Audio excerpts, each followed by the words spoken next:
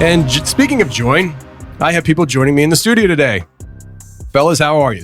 Good. Doing great, Tony. Doing great. I got the fantastic trio here. We got Justin, Ryan, and Lance. I got that right. It just came out of me. There you go. I couldn't remember these guys' names all morning long. And here it is. It's go time. And I come in on the clutch. That's it. So you guys host the podcast Appalachian Intelligence. One of the three. We've been trying to discuss it. You all have differing opinions on what the actual name of your podcast is. Well, apparently. It's for sure 100% Appalachian. Absolutely. Appalachian. It's Appalachia. That's the way it's spelled. I love this. You guys have a podcast, and how long has it been out? A year today. A year today. Yep. And you still can't figure out what it's called. Well, we figured it out. Ryan, he won't come on board with us. Apparently, I'm the only one who doesn't know what it's called. and Ryan, where are you from? I'm from the same area as them. I've just pronounced it differently. He spent a lot of time around Pittsburgh. Okay, so all right. There's enough of that north of the Mason-Dixon. But yeah. So when if I want to, I can get rid of my Southern accent. Just because, really, as I was up there, and I'm living just south of Pittsburgh, and you're getting made fun of all the time for asking for Marlboro Lights, not lights. You learn how to disguise some things, So all right. So if you can get rid of your accent, then I should be allowed to have an accent if I want one. Absolutely. Absolutely. Welcome to the show. No, hold on a second, guys. I can't do it on demand. It was close, though. It was close. Yeah. All right. I usually got to start out with something like, how y'all doing? And then we just kind of drag it out from there. I'm becoming infamous of leaving people with voicemails with just a Southern accent and stuff. like Scott over at Freaky Deaky Podcast. He lives in Alaska.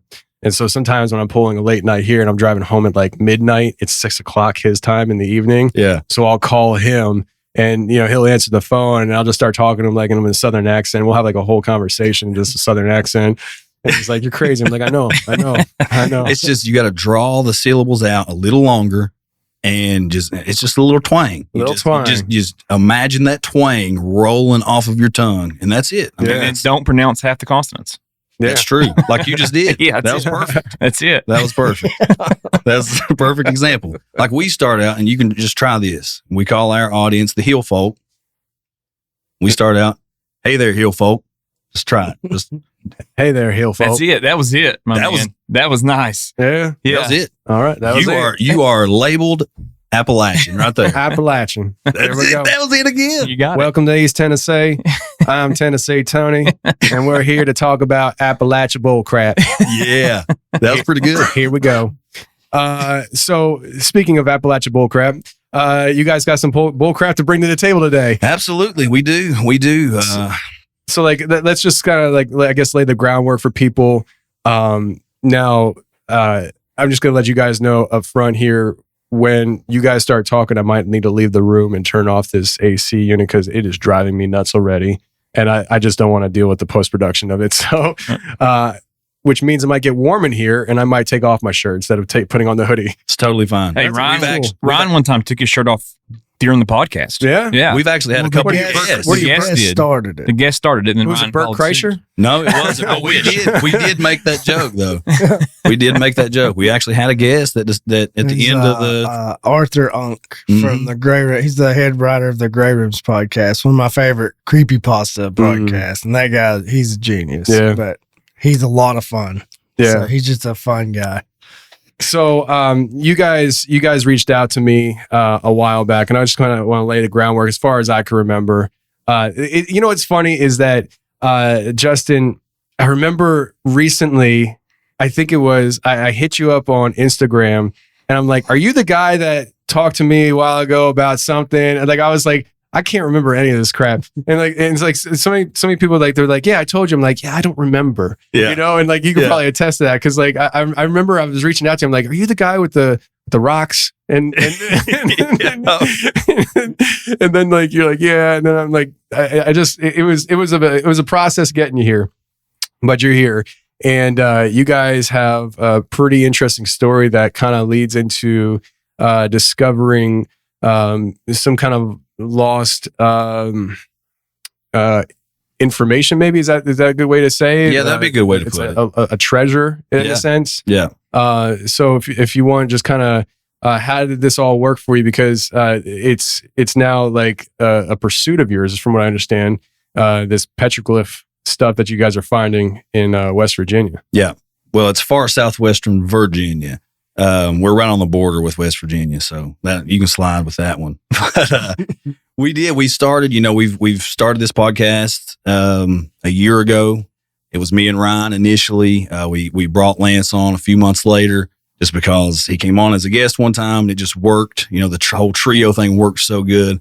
And then as well as anybody, once you start talking to people all the time and scheduling these interviews and coming across so many people, you start getting all this information. Yeah. Well, the good thing about like where we're from, we started getting a local following a little bit, like some local people, people that I've known my entire life are coming up to me, when we see them on the street and they're like, hey, I love the show. I love the show. I love what you guys are doing. And that's what we start talking. We start talking the weird. We start talking, Appalachian folklore. We start talking their sightings and experiences.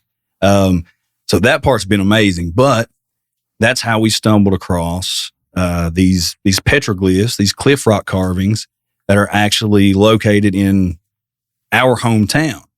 I was camping one weekend. We have a local campground that's actually owned by mine and Ryan's boss. And I was staying there one weekend, and this guy by the name of Chris Byers, him and his wife Melanie, who are great friends of mine and are fans of the show, they were just walking by, got some firewood and we're heading back to their campsite, and we started talking about the show. Well, at the time, me and these boys, we were talking about trying to do like a little mini documentary or just something, something YouTube-y about the river that runs, through our hometown. It runs right beside of Hellier, Kentucky, through the Breaks Interstate Park into Pikeville. And yes, it's Pikeville. Like Maryville. Maryville. Yeah, that's it. But we started talking some of this stuff, and I was talking to him about some of the native folklore there and some of these skirmishes between the natives and the settlers, and just some of the terrible events that had happened, along the river there, and also some of the strange encounters that people had and I'd been reading and hearing about. So he comes out and he says, have you seen those carvings in the cliff rock right up above town? I was like, no. What are you talking about? Never heard of it before in my entire life. I've lived there my whole life. So he's like, yeah, I was hunting up there a couple years ago, and a couple people I'd heard talking about this property that I hunt on. So I got these pictures. Well, he pulls up these pictures and starts showing them to me, and I was immediately intrigued. I was like, dude, we've got to go. We've got to go check this out. It's one thing to hear about this and not know it was there your entire life. But obviously, as a lover of the weird, of ancient history, of all this different stuff, you see petroglyphs in your hometown, it's going to spark an interest. Yeah. So we, a couple weeks went by. We kept, we're super busy guys. We all work full time. We all have big families, so it's hard to get together and do anything really.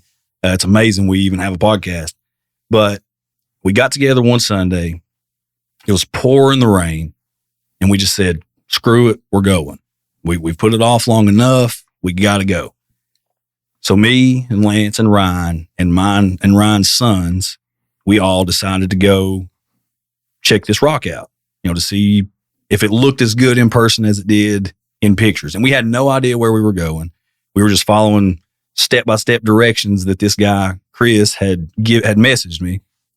So we get up there. We find the area that he said to stop and start hiking from.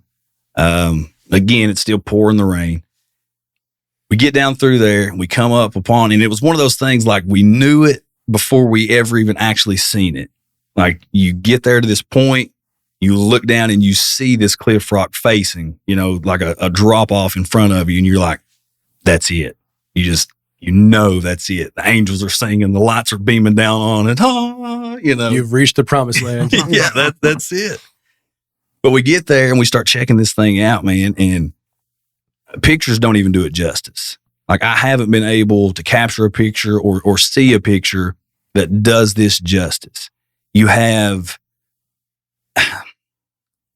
like these 10 cavernous circular spaces that's outlining and surrounding, bordering this, what looks to be some sort of path or a ladder or a staircase, something that cuts right through the middle.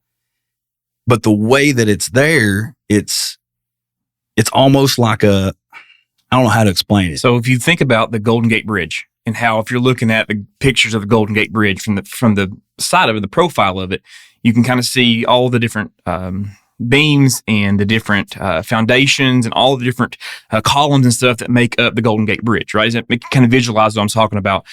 If you look down at the middle of this, when I first looked at it, I was like, freaking, that's a bridge. It looks just like a bridge, just the way it's kind of laid out. Well, then as you get closer to it, at the bottom of one side of it, there is a person that has been carved there. And then you look back up to the top of it, and this thing's probably 3 feet long, maybe right around there. And you look at the other side of it, on the opposite side of that bridge is another person that's been carved as well. And as we're there looking at it and trying to just talk about it and figure out what it was and put your hands on it, kind of run your fingers around the crevices and the smoothness of the rock, we all three agreed, like, this is not by no means a natural thing. Somebody has taken some serious time to carve out this in this rock. There is a specific purpose why this thing is here. And the more you look at it, the more detail you see. Like, you can tell it wasn't done by machine. People have taken some serious time with hand tools to carve this thing out of this rock for a specific purpose. And that's kind of what led to the unveiling of quite an interesting story from there. Well, yeah. But, staying on this rock for just a little while longer, it doesn't belong. It's one of those things, like, I've never seen anything like this. And I've spent a lot of time as a Central Appalachian kid. I spent a lot of time in the woods, a lot of time mushroom hunting and squirrel hunting and deer hunting and fishing and, just going and exploring. That's all we have is woods.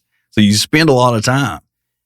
I've never seen anything remotely close to what this looks like. I've seen natural rock formations. I've seen some of the lines and the sedimentary things that can happen with these formations. And this is nothing close. And not only that, I started sending in pictures of this stuff out to every contact that I knew of. Nobody knows. Nobody knows for sure. Well, I knew. Tell them that. So, okay, when we first got the pictures of this, I sent them out to every contact that we had made through the podcast world. I'd sent them out to different geology forums. We'll shout out Steve and Kyle here from the Hollow Sky podcast. Love those boys. I messaged Steve right off the bat, sent him the pictures, and, was asking him, hey, do you know what these are? He put them on these geology forums. So there was a lot of eyes looking at these rocks, right, pretty quickly. Well, I know that Tony is really, really, really into the weird and talks to a whole lot of people. So I sent them to Tony before I'd ever even really talked to him about anything. This was like initial interaction. I sent him these pictures and Tony says, bro, do you know what you have here? Or do you realize what you have here? I said, I have no idea. That's why I sent them out to you. I was hoping to get that you might know something. He was like, no, I have no idea.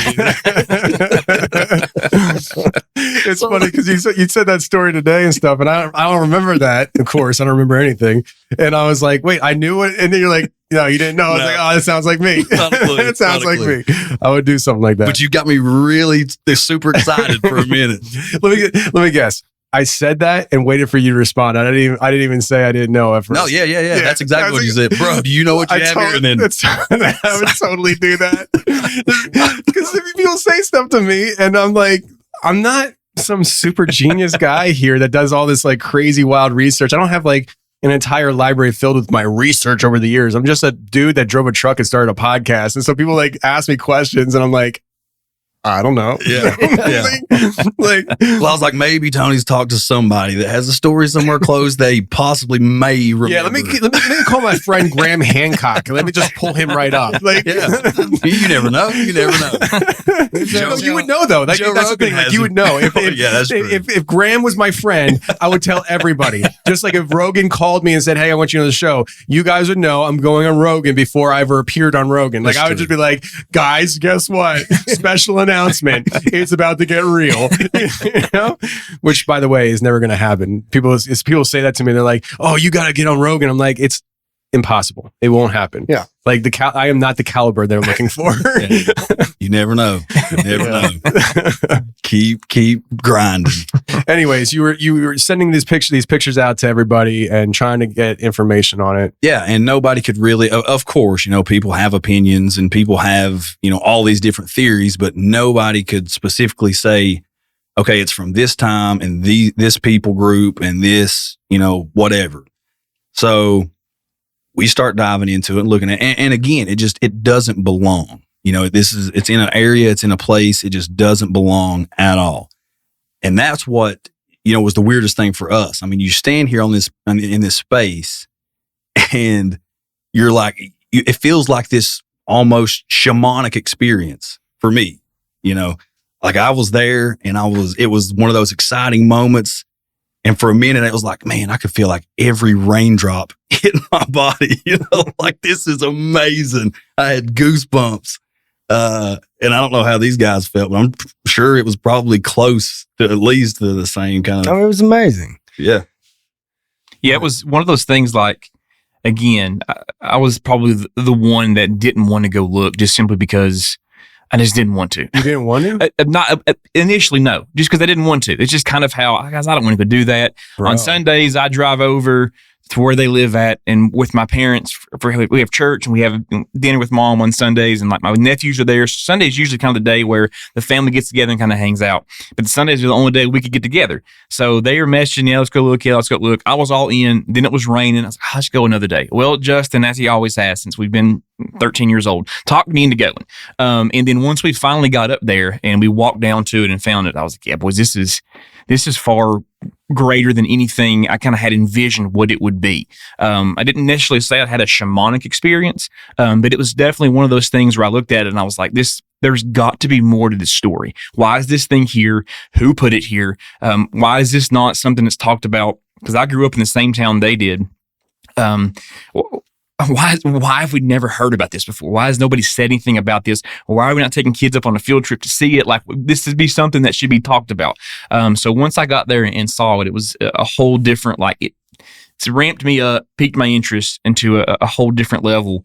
And then the other, I guess, information that we have since uncovered that comes with it just even adds even more to just the awesome story and mystery that it is. Yeah. But before we go, I keep saying before we go on, I keep bringing it right back. That's fine. We got an hour to fill at least. Yeah, it's probably going to show business. Probably going to be more. Again, messaging Steve, he had it on these geology forums, and he sent me a comment that one of these people had left on the pictures. And when I got this comment, it was just like, holy crap. So Steve sends this to me. I sent it to these guys right after. It was just a few simple words. It said, "This is where the old gods meet." What? That's all it said. So that reaction, Tony, that you just had, when he sent that to us in our group chat, I was actually up. The girls, my family was in bed. I'm a bit of a night owl, so I was up anyways, watching TV or gaming or doing something. I don't remember what I was doing. But when he sent that to me and I picked up my phone, like I stood up and had just total chills over my whole body. Like this was not at all what I expected for that reaction or to that interpretation of this to come out. But that's what we got. This is where the old gods meet. And that was a comment on one of the pictures? That was a comment Instagram or what? No, this was on a geology forum that Steve from Hollow Sky had put out there. Yeah, but by the way, I know you gave them a shout out. I just want to give another shout out. Shout out to the Hollow Sky guys. Love those guys. Everybody should go follow them and leave a 5-star rating review. Anyways. Yeah.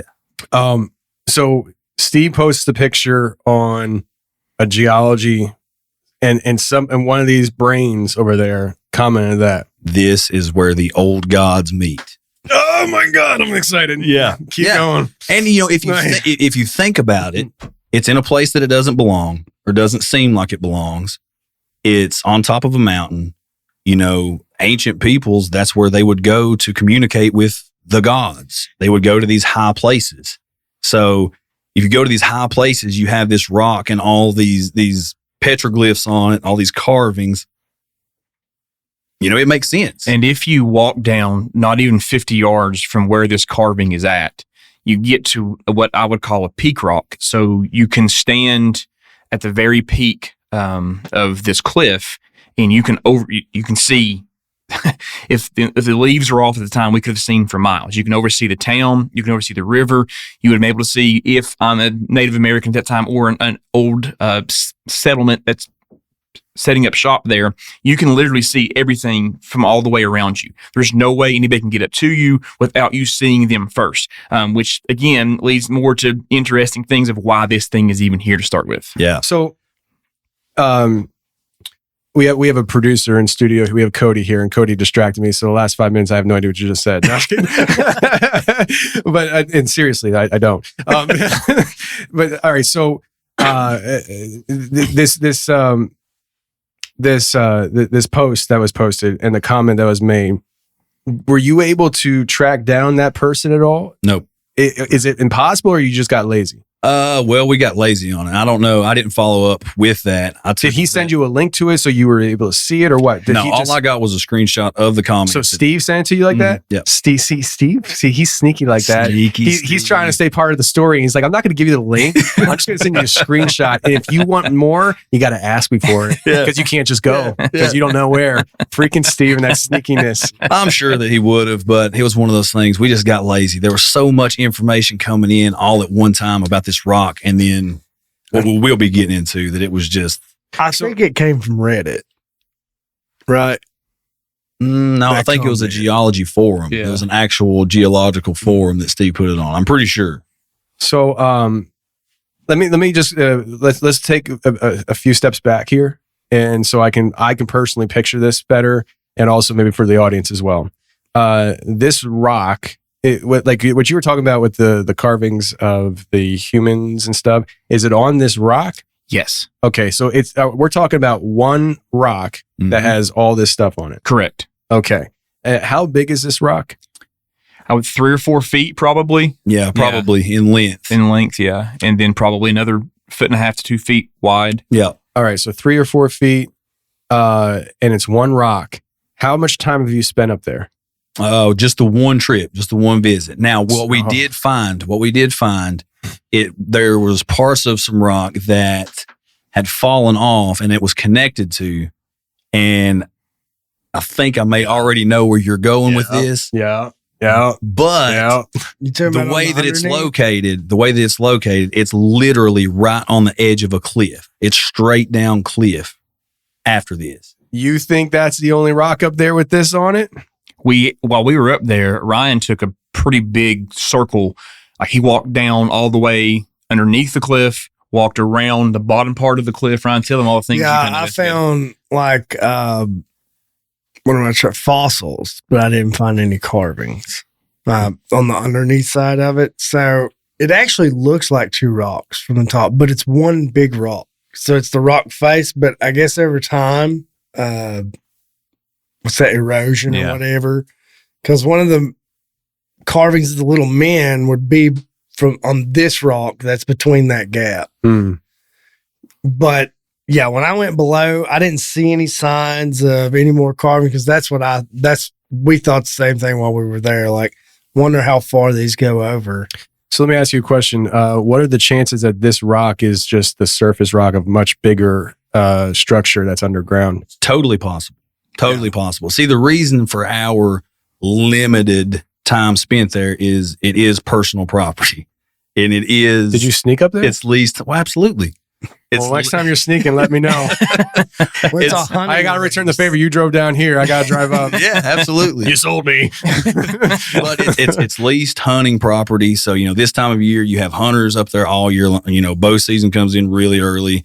And again, it's one of those things like you try to go up there and not catch anybody else there, or to not disturb, hunters or all that stuff. So again, it's hard for us all three to get together. This needs to be priority, guys. I'm telling you right now. Don't worry about your families. Don't worry about the wives. Don't worry about holidays. This needs to be priority number one. Get your butts back up there and do some digging.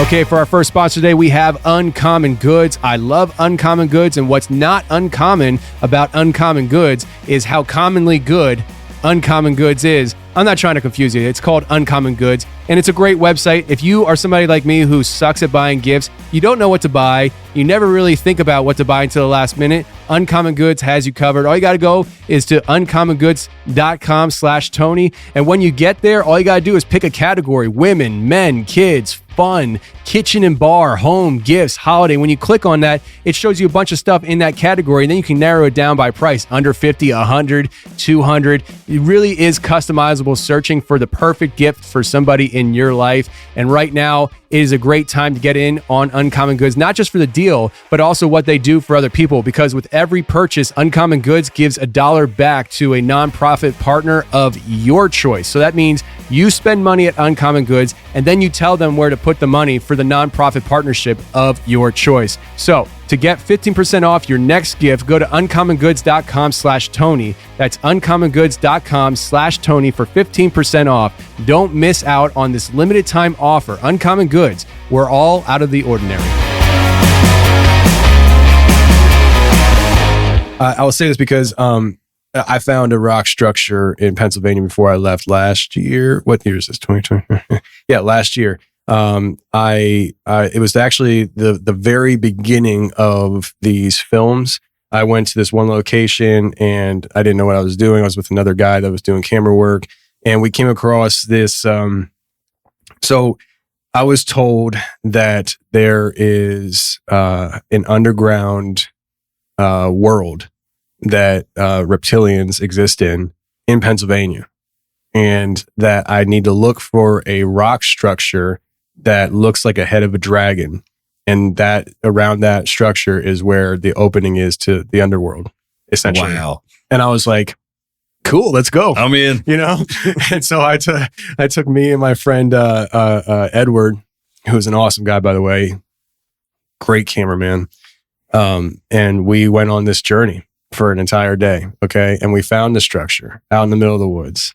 And I before I got up there, I called locals, and I was calling that, like I called a taxidermist that wasn't far from this area. And I'm just asking them questions like, I don't know what you're talking about. I'm like, yeah, I'm a little stupid. So, you're probably right. And they kept it real low key. And I get up there and I find this, and sure enough, there's this gigantic rock wall.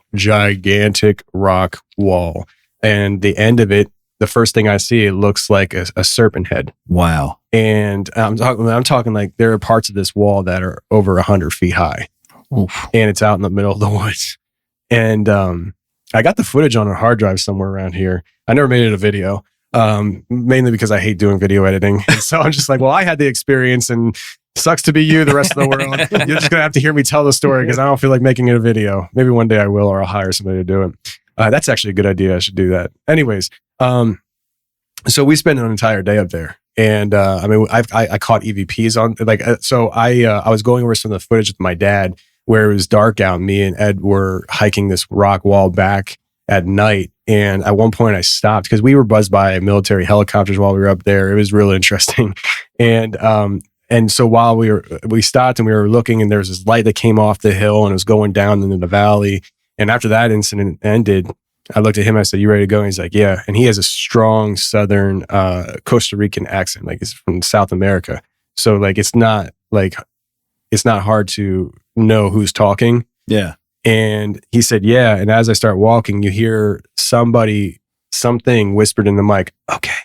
And it sounded like a female voice. And then later that night, and we didn't know that at the time. I found that out later when I was reviewing the footage. But later that night, we got to that serpent head again, and we're just sitting there, and it was like late. I mean, it was dark out. We're in the middle of the woods. It's completely dark.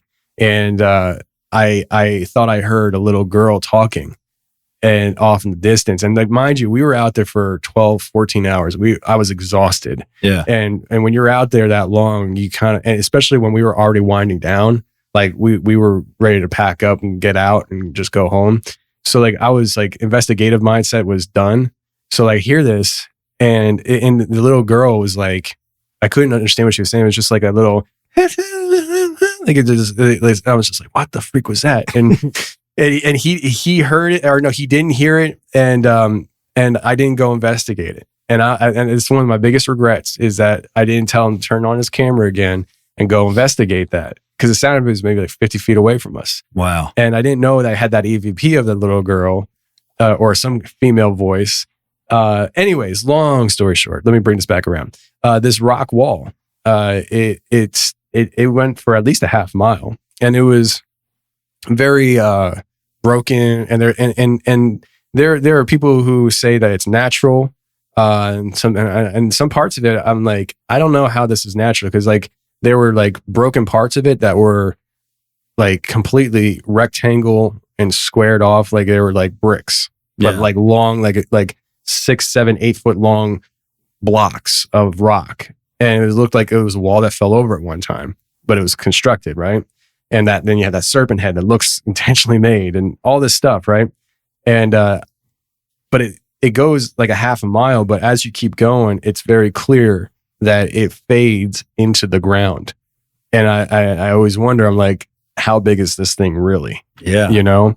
And am I just seeing like imagine if I'm standing at this serpent head looking thing, this 100-foot wall and all this stuff, and this is just like the top of the giant temple that I'm standing on. Like that's like, you know, like just the tip of the iceberg. Right. And so I to bring it all back to what you got and stuff, I mean, this rock, I mean, you guys were there, you know what the area looked like. Is it possible that you think that like, could this be just like the very tip of the roof of something that's even bigger? Oh yeah, absolutely. I mean, the way that it could go back into the mountainside, it could go forever. For people to understand, Appalachian, Appalachian, whatever it is. By the way, again, you guys are from the Appalachian Intelligence podcast. Figure it out from there. Yes. Links are in the description. And that's a total oxymoron, just so you know. But so people have to understand that these mountain ranges, like the Smokies here and stuff, these are some of the oldest mountains in the world. Yeah. There's a reason why they don't look like the mountains on the West Coast, is because the mountains on the West Coast haven't been around as long as these. Right. And so the ancient aspect of these mountains and the stories that are left untold are very vast. And I think that what you guys are stumbling on here, what you're telling us about, and what Ward and Sword and Staff guys are doing, like, and me, obviously, by proxy, you know, we're exploring the ancient aspect of our backyard. Yeah, absolutely. And it's really interesting. It is really interesting because, I mean, you have no idea, like, you know, what you're talking about right there. To me, in all my weirdness, that's a moon-eyed people civilization. You know, this giant rock, this giant rock wall that they've built and they come, but you know, we have no idea. You know, we think that there's a reason the natives are called the natives. You know, they're supposed to be the first, but you have so many of these Native American tribes that'll say, you know, when we got here, there were these 6-fingered red-headed giants that had already built this place up and all these different things. So, I mean, we have no idea. You know, other tribes say there were these really tall, pale, big-headed, big-eyed people, you know, that they call the moon-eyed people. I mean, it's interesting to explore who was there. And we definitely intend to go back. I've actually told Ryan a couple times, and yeah, you're coming along, Tony. You're coming along. I'm there. I'll save the gas money. And I've got a date scheduled to meet and talk with the guy that's actually the property owner. So maybe that'll open up more things because does he know it's there? Yeah. Okay. I've learned that he's spent decades asking questions and asking around, but it was an age before the internet. So this is right up his alley. Oh yeah. Okay. He loves it. He actually loves it so much that he contacted, I guess, the closest Cherokee native tribe. And Ryan loves this one, but he got a tribal elder to come up and asked if he knew what it was. So this tribal elder hikes up there to this rock with him, walks out to it, Asked him if he can be alone with it for a few moments. The guy says, yeah, take your time, do what you need to do. Well, the elder sits down on the rock, traces out some of the carvings, goes into this meditative trance-like state, stands back up, turns around, walks out of there, doesn't say a word, leaves, doesn't say a word to anybody about anything. Oh, well, that's interesting. Yeah. That's what I think. Or the greatest prank ever. Like It got- you're just some it got us Native talking American about it. dude sitting around and somebody's like, hey, I need you to come look at this. This looks like something your people would do. Like, you know what? All right. I'm just going to do a few hand motions here, some jazz hands, Yes. and then walk away and not say a word.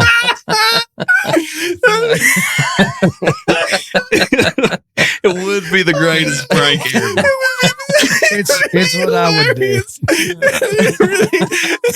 It's something I would do too. like, oh, you want to stereotype me? Okay, that's cool. Yeah. I'm gonna give you a story to tell for the rest of your life. Except on the way by, just give like a little handshake. Oh man, that got me rolling. I gotta Okay. go. I'm actually hoping that's what happened because that's my favorite version. That's fantastic. See, now I know why they got you on the podcast. That's it. Comic relief. That's what I do. Oh man, that's funny. I'll say this before I forget. Looking at the picture right now, and I'm sure you guys probably thought about this, but it looks like imagine if this was, and I'm not saying this is or isn't what it is. I don't really have an opinion, but imagine if this was some kind of sacrifice joint, and those channels were for the blood to run through. That's exactly. Well, we poured water on it just to kind of see what would happen. We were curious. We had a couple bottles with us, and I said, let's just see where the water goes if we pour it on here. Maybe it will lead to something, and hey, maybe it unlocks some huge chamber we get. Oh, we got Indiana Jones over here. So That's what it feels like. Yeah. let's try this and see. And we did pour it, and it did run down, but exactly like you would think it would. Nothing that was anything that was peculiar. It didn't start glowing. or No, anything? nothing like that. Well, it's because you need blood. Yeah, that's what it was. And we actually said that. We actually mentioned which one of us three is going to be the sacrifice here, just to cut the No, hand. I found another one. Okay. One. I've been telling this guy at work that we're going to have to use him as a sacrifice because he's a ginger like me, and I told him that the ancient gods need ginger blood. And it ain't going to be me. And he's willing to put it down. Well, not really, but He's not willing. I'm talking him. I'm bigger than him. Well, I mean, so Ryan shows up on mushrooms for the show, right? So Not all the time. I've only done that twice. okay, well, I mean, it's enough to make it a habit now. And so next time, just slip him some mushrooms, and he'll just be like, Yeah. okay, sure, and That's the plan. have a contract that he signs and make it all legal. Like Yeah. apparently it's really a popular thing now where it's like you're allowed to medically commit suicide in some of these countries. So just say he's committing suicide for the cause, and Well, yeah, and maybe fine. we just need a little bit of blood. We might not have to kill him. We're willing to do what we need to do, though. yeah, for science. For science. Yeah, scientific purposes. Absolutely. So where are we at in this story? Because I know you guys are uncovering information and stuff, and Well, this moves on, and this is kind of why we didn't spend as much time initially with the rock. Because this hit, and it kind of, obviously, as you'll hear, kind of like, that's what we focused on. It went nuts. So Lance, you take it away with how JW came into the mix. So we had been corresponding. Jehovah's Witness, Well, JW. that's pretty good. Pretty good, though. I hadn't thought about that one yet. He came to us to ask if we had a few moments to talk about the kingdom of heaven. He's like, no, but I got this rock. So we were back in school now, and I teach with him and have known him for a long time. And we were just talking back and forth about our summers and about different things going on. And Justin, not a week beforehand, had sent me a PowerPoint presentation a guy had done on something called the John Swift Silver Mine. And one of those things I had never heard of. And within the pictures that this guy had on his PowerPoint were some carvings that look similar to what this rock was. Wasn't identical, but you could see some similarities in it.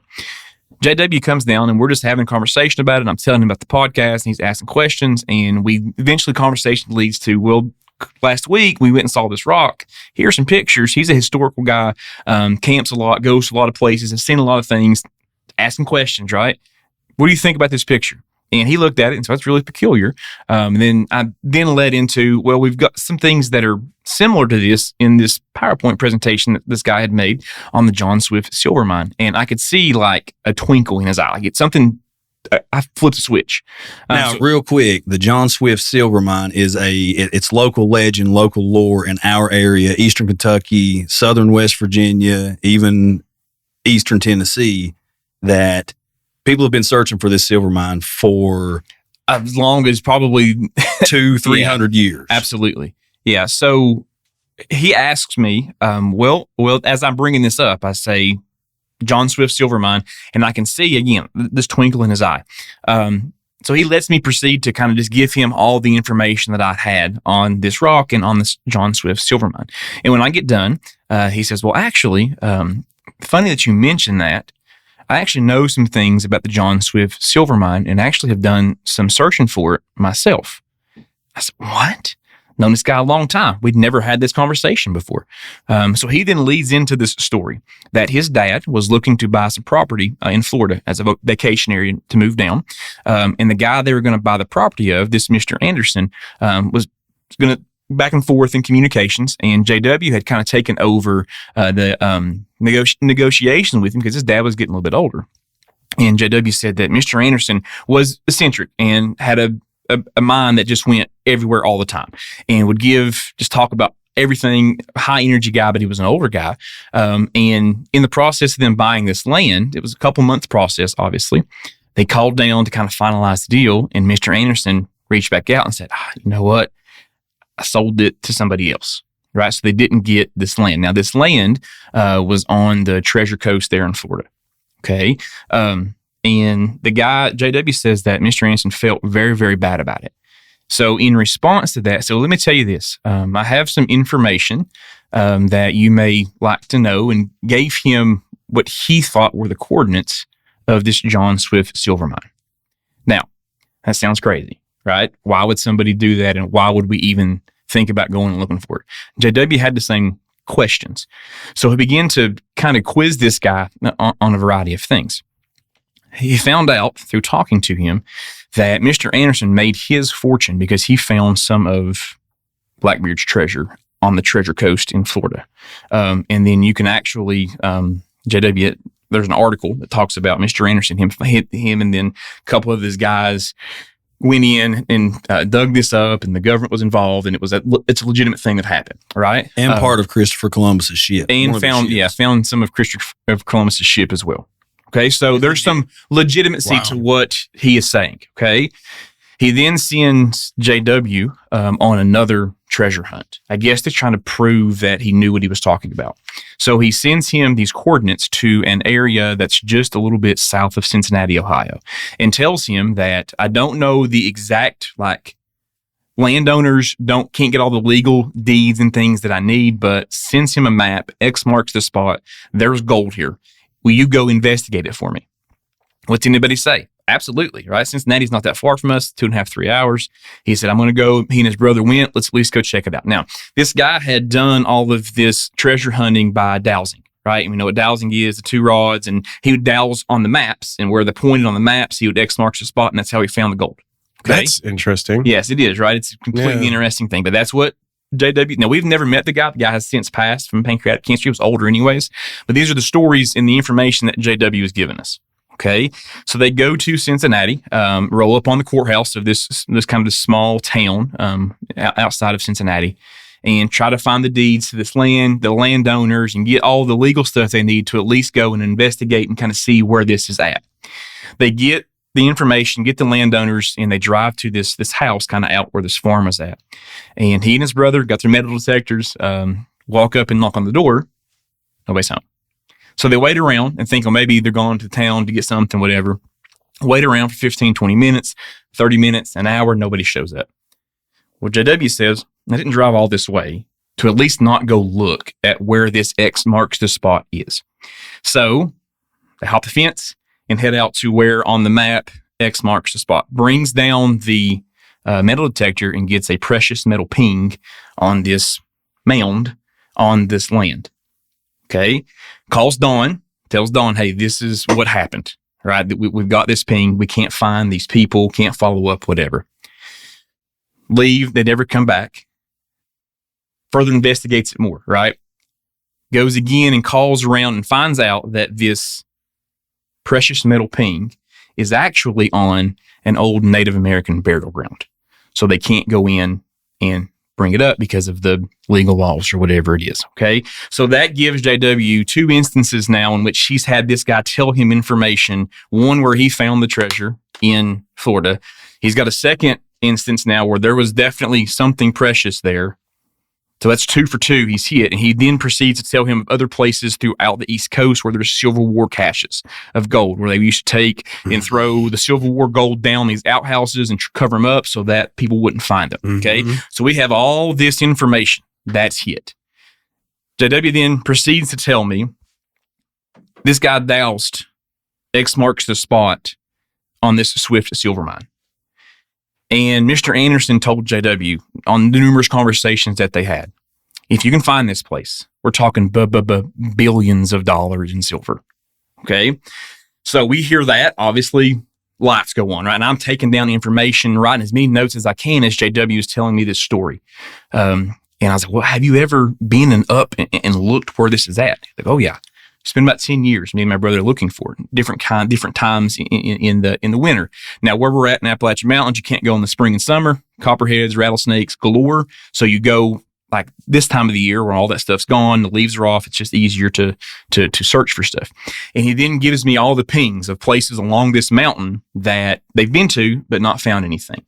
Okay, so he gave it to you. Yeah, we have all. Yeah, I've got it. Well, JW right now, he's in the middle of with us. He's right with us. He's the guy in the chair.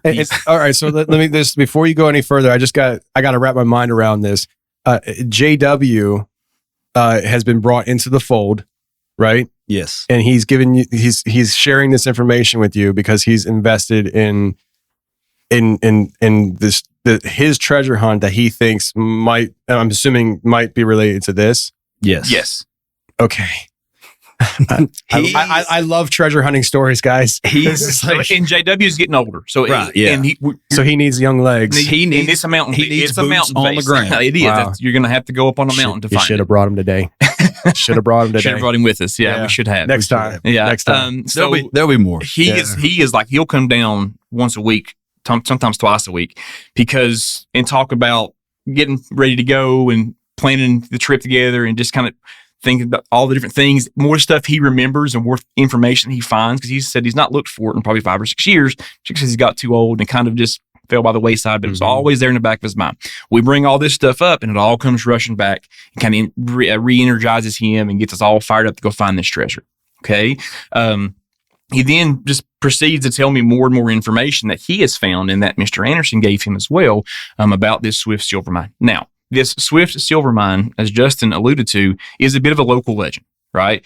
And people think that Pine Mountain, which is one of the mountain faces there where close to where we live, it's borderlines Virginia, Kentucky. Mm-hmm. There's been people that have been looking up there for years trying to find it. And you can YouTube people who've found carvings and found stuff. And there's tons and tons of treasure hunting forums, tons and tons of information about people looking on Pine Mountain, because that's just kind of the central thought for most people of where this is at. And there have been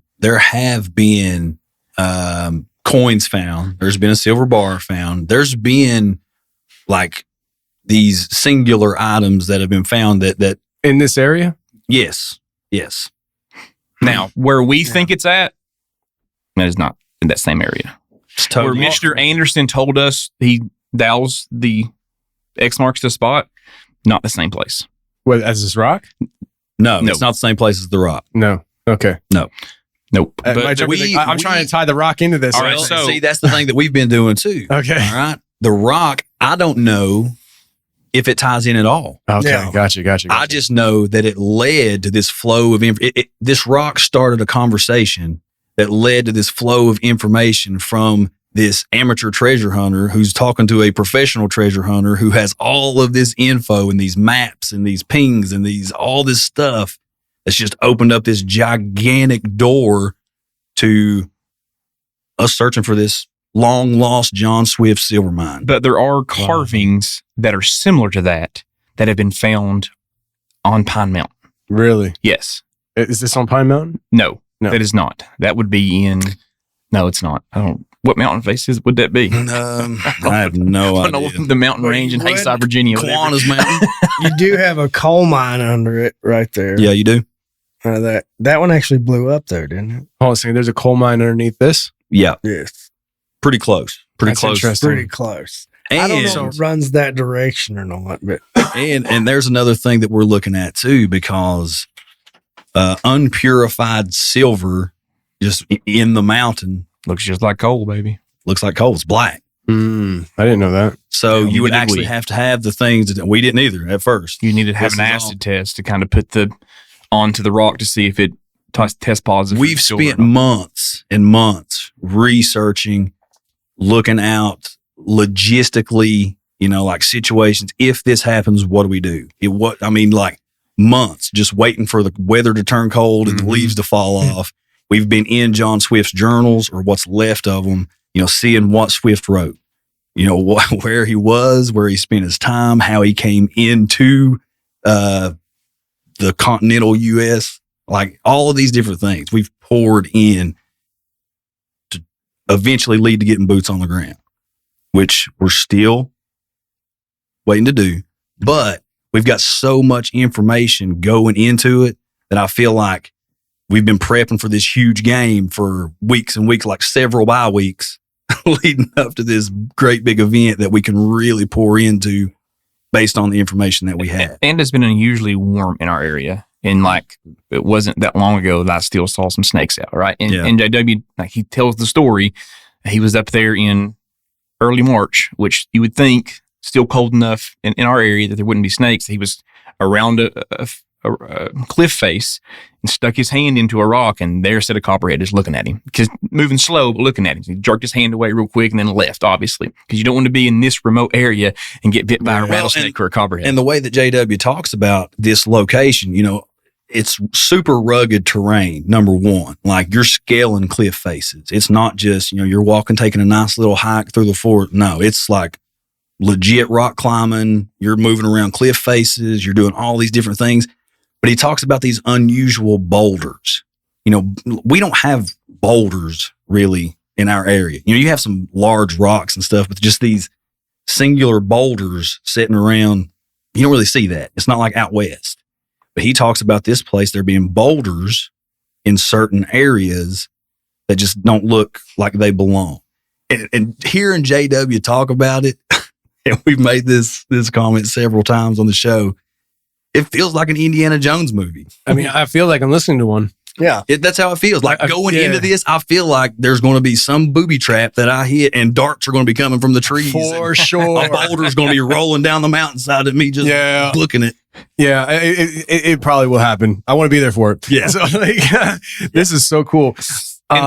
Sorry, to add to the No, go. mystery of this as well. Mr. Anderson was in our area in the 70s, and Mr. Anderson? he's the guy that he's the treasure hunter. Got you. Okay. So he was in Florida, but he was in our area in the 70s, and tells JW that up on that mountain where we think this is at, there used to be a natural stair step of rocks. Okay. In this stair step of rocks, at the bottom of it was where they had, according to legend, was where they would smelt the silver down and make the coins. Had the press there, had everything. And that at that staircase of rocks was a entrance to the mine, that there was somewhere else, according to legend, another entrance as well elsewhere, which brings us back to this rock where you have two people on both sides of this bridge that they could use this as a tunnel, right? So that's a bit of a stretch, but in this story, it kind of makes a little bit of sense. Now, before you go on, when he was here in the 70s, Mr. Anderson saw the stair steps, went up to them, and was going to try to get the legal rights to go in and do some excavating and to do some digging. It's all national forest. And it was a lot of loopholes in the 70s for him to get to that. And that's why his time, he was on here for a couple of weeks, whatever. And that's why he never went further with what he claims he found it and saw the silver. He says he saw the silver? Yes, he saw the silver, and that's why he kept saying billions of dollars in silver. He just couldn't get the legal means necessary to go in and excavate it. Yeah, I know it's a lot. This is so exciting. So you can see why we didn't spend so much time on the rock. Yeah. I'm looking at the rock right now, and I'm starting to lose my voice again. I'm getting over a cold, and if anybody's listening and they hear me smacking around a throat lodge, and I'm so sorry. I got holes in my mouth. So I'm looking. So you can see my picture here, Lance. So this is the bridge, right? That's what you're talking about. That's correct. Yep. Yeah. This is really interesting. Have you been able to? All right, this staircase. Is this a natural staircase or was it man-made? You think Natural. Okay, He said natural. It was natural. Okay. And when he was telling that you were trying to signal something to me, what were you trying to say? I was saying, look at the middle of that rock carving, that bridge, path, whatever tunnel could, like a stair. Could also be a staircase. Mm-hmm. And you have in the carving, you have a little guy on top and a little guy on the bottom. And you have what could be, if there's an upper and lower mine, which is what is all in John Swift's journals. Mr. Anderson believed and JW believes.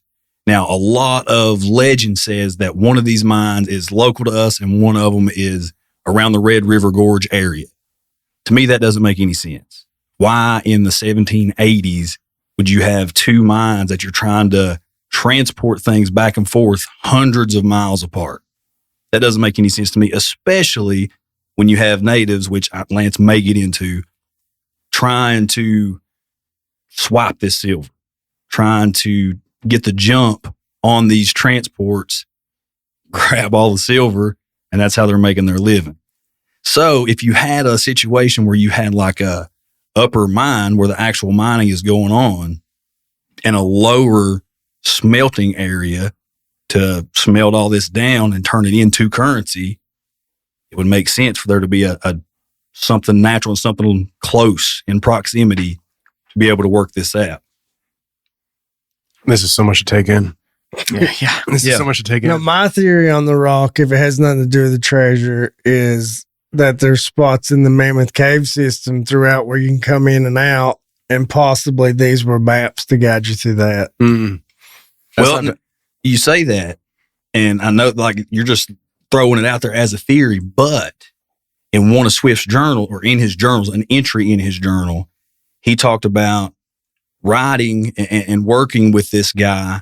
And this guy was describing a local mountain in our area called Pound Gap, and said that the natives said that this mountain was like a honeycomb.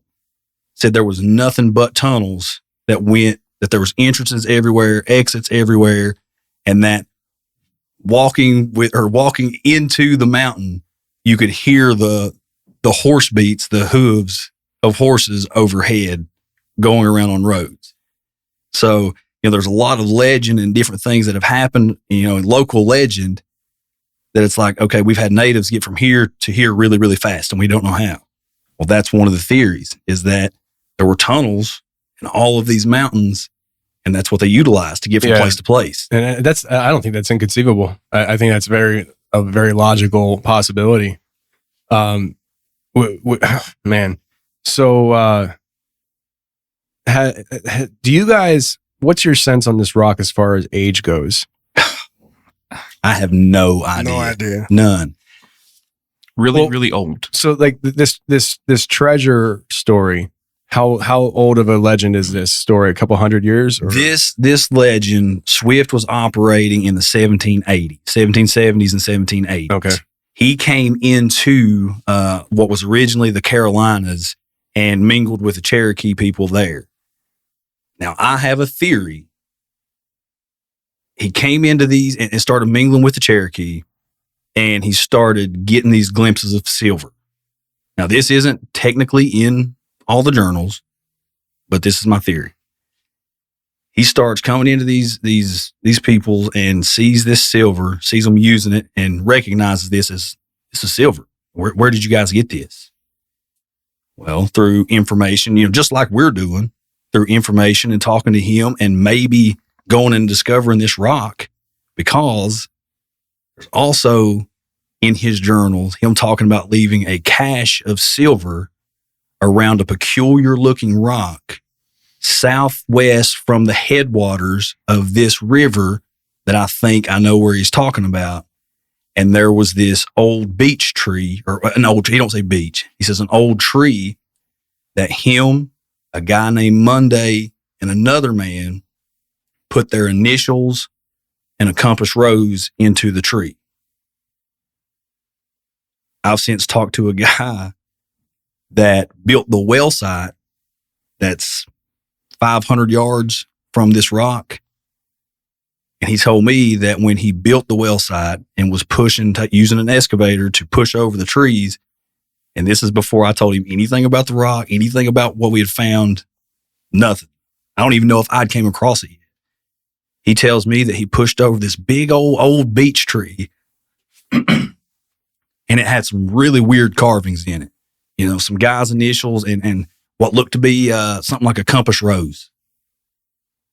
Oh man. Now in the journals, this cache of silver that was left near this peculiar looking rock beside of this beech tree and this Indian grave was $25,000 to $30,000 worth of silver in 1780 something. $25,000 to $30,000 worth of silver back then is what he left next to this rock. Yes. And y'all haven't gone back up there? Well, It's not as easy as it sounds. that's why we have to be Yeah, easy. no, you're absolutely right. I mean, listen, I'm not a treasure hunter. I just pretend to be one. No, but there is a treasure that I'm looking at possibly pursuing, and by pursuing this treasure, I have to get permission by the property owner to excavate his property, and that's the biggest challenge. Which my challenge is going to be more than what you guys have before you, because there's not much excavation in the sense that you already have a specific location. Like I'm looking to go dig where a river used to flow for a ship that sunk and now is farm fields. And so like mine is a lot more, the eeny meeny miny right here, I think, but this, you got a very specific location, and it's very, you can just grab them. It's all right. Justin's grabbing the hulls, making a bunch of noise. Sorry. But this is a very specific location, and so it shouldn't be too hard as far as that goes, the excavation side of things. But it's getting the permission. Now, you've talked to the landowner.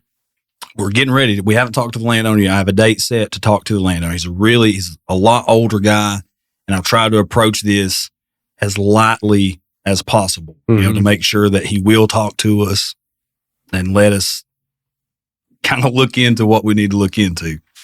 So you have you've already scheduled a time to talk to him? Yes. And does he know that you've been on his property yet?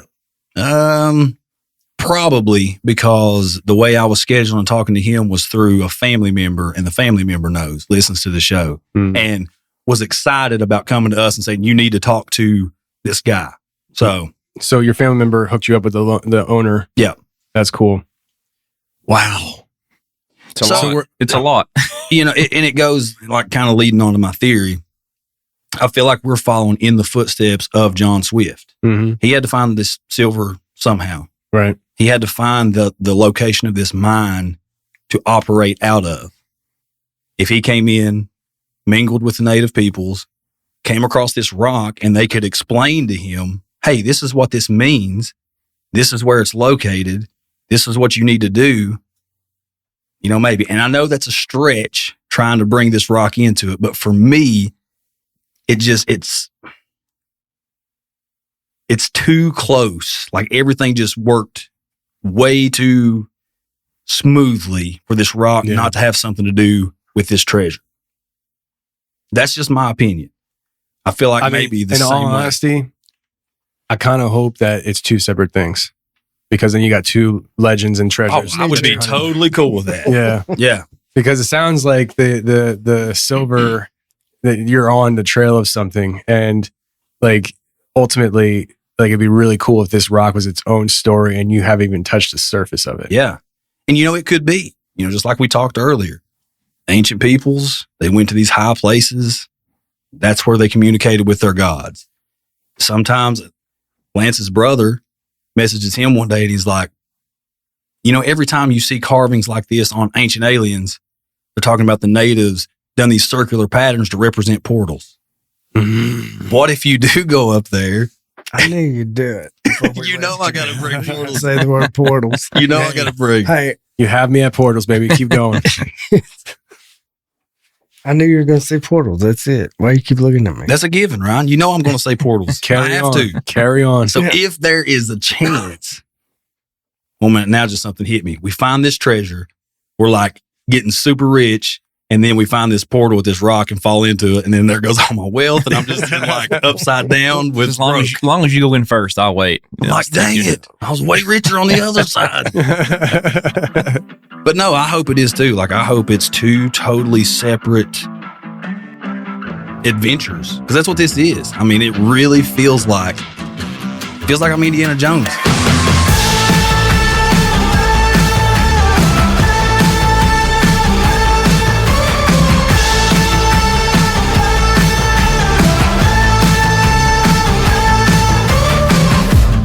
If you're listening to this Gerber Life Guaranteed life insurance sponsorship ad, there's a good chance that you're alive. And if you're not, well, this may not be of interest to you.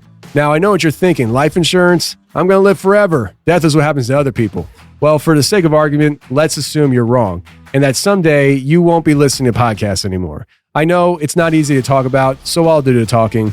If you're 50 plus and alive, or 50 to 75 in New York, you can apply for Gerber Life Guaranteed life insurance with guaranteed acceptance regardless of your health. And since this life insurance is guaranteed, you don't have to get a medical exam. In fact, you don't even have to fill out a health questionnaire.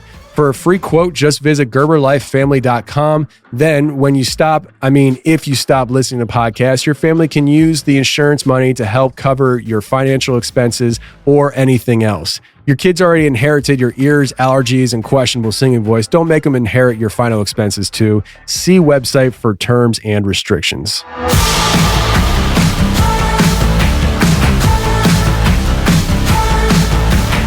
The way this all works, like, we've researched it. We've sent out drones. We have drone videos of the location. We've got, we're pinging spots. Lance has even been driving by and seeing fog just creeping out of certain areas of the mountain that says, that's probably an opening. Mm-hmm. Yeah, JW, when the weather started to turn cold, he came down and was like, driven by the spot where we think this is at. So if you notice the fog is like in the middle of the mountain, and it looks like it's coming up out of the mountain. It's like, no, I've never really paid any attention before. He said, next morning where it's cool, just drive by and look. So I did. And about halfway up the mountain, you can see fog just flying out of the middle of the mountain. And he thinks it's because that's where the mine is, and that's where the cavern's at. Oh my gosh. Yeah. Yeah. Wow. So that's where we're at with this story, huh? That's where we're at. Unless Lance wants to talk about Chief Benji. There's it's just a cool another historical part of this where Chief Benji was a local Native American Indian chief, obviously, that was in our area. And there was actually a mile marker, those historical markers you have on the side of the road. Mm-hmm. There was one that had mentions him just being in the area. And he was known to be a settler looter. What he would do is he would come in and find the white man and take their stuff. And that's how they kind of built his purse. He was trying to get this silver from John Swift, according to the legend and some of the historical marker. And the thing that John Swift would do is they would get the silver out and send it down what is in our area known as Lost Creek, which is kind of a hidden creek, not river, not really a creek, kind of in between, that kind of went under the rocks. And he would send that down one way and send fake ones on wagons the other way. And Chief Benji would attack these fake ones and take whatever John Swift had, and they would come back. John Swift then would come back to where the actual other place was at, where the silver was at, and that's how they got it out of there. And I thought that was an interesting story. And JW says, have you ever seen the mile marker on the side of the road? I was like, no. Next time you're that way, stop and look. Well, I did. And it's there. Chief Benji, Cherokee, Chief, and kind of goes through some history of them. Another guy that I work with was overhearing the conversation. He comes in and listening there kind of quietly. And after we get all done, he looks at me and said, I'm Chief Benji's 7th great-grandson. Oh, man. Hey, this is like destiny. And This has to be like destiny. I said, what? He was like, yeah, he's one of those guys that does a lot of his ancestry, just likes doing those things. And he brings over his printout from Ancestry.com, the stuff he's traced. Wow. And by marriage on his mother's side, he is the 7th great-grandson of Chief Benj. And tells me that his grandpa, that he can, when he was younger, distinctly remembers him having a purse of silver coins that he kept on him. But he hasn't been able to find them. Oh my gosh. Wow. Well, sounds like you guys are just just scratching the surface of this amazing story. When I was talking about earlier with my journey in Pennsylvania, I want to clarify that where I was part of the Appalachian Mountain, Appalachian, whatever you call it, mountains though. And this is as well. And I just wonder what kind of ancient history and lore is hidden there. This is something that, so, what was his name? Scott Walter, the guy on the History Channel or something like that had that, what was it called? America Unearthed or something? Yep, that was it. This is something that I think he would be like jumping all over for an episode, right? Yeah. I don't know if he still does that show, and quite frankly, I don't think you should give it to him. I'm serious. This is yours, and if you're gonna publish it on any kind of form like that, Merkel Media is here. So, I mean, hey, selfishly, screw History Channel. Hey, there's a reason we're here. But this is something that is really interesting. If somebody came to you guys and they're like, "Hey, I'm an archaeologist, or I'm somebody in the know. I know this stuff," and they said, and they looked at the rock and they're like, "That's natural." What would you say? I would say that I appreciate your opinion. It's not my opinion. I'm telling you, I know. Well, I appreciate what you think you know, but piss off. No, if somebody did come and say that it was natural and it was legitimate, they could show me why and explain why and relate it to other things. Okay. So it's natural. Yeah. It's a really cool find regardless. And it's a really cool find that however it wanted to use itself, it led us to a much bigger adventure into looking for this John Swift silver treasure. Just imagine if like you found the treasure and then you're writing a biography and this rock is just a footnote in the story. Yeah. And that's all it could be. Crazy. That's all it could be. And, it was something that we thought was so huge. Yeah. And that's a possibility. Somebody comes up and says, "Oh, this is totally natural." I mean, I don't know how you naturally put like humanoid looking carvings into two of them actually. So in any of these pictures, are there humanoid figures in it? Do you have any of those pictures? Because I don't see what you're talking about when it comes to humanoid. And I'll post these, if it's okay with you guys, can I post these pictures? Yeah, absolutely. Sure. Okay, cool. So I'll post these pictures You just on sent the it website. to me the other day. So this rock wall that I found in Pennsylvania, they say is a natural formation. They're saying that 300 million years ago, when the continents collided and all that stuff, it pushed the bedrock up of the ocean and created this wall. And it looks like it could be some kind of composite rock with pebbles and stuff. And so I could see the theory behind it and stuff.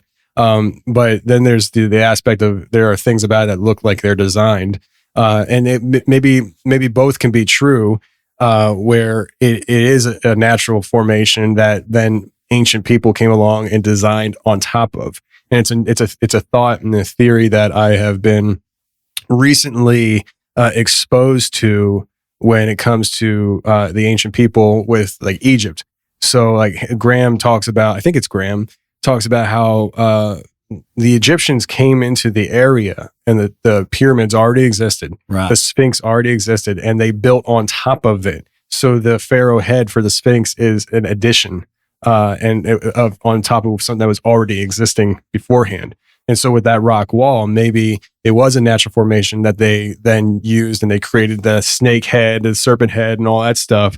And so when I went up there, I told you that like I was told this legend of this underground world, and there's an entrance near the serpent head.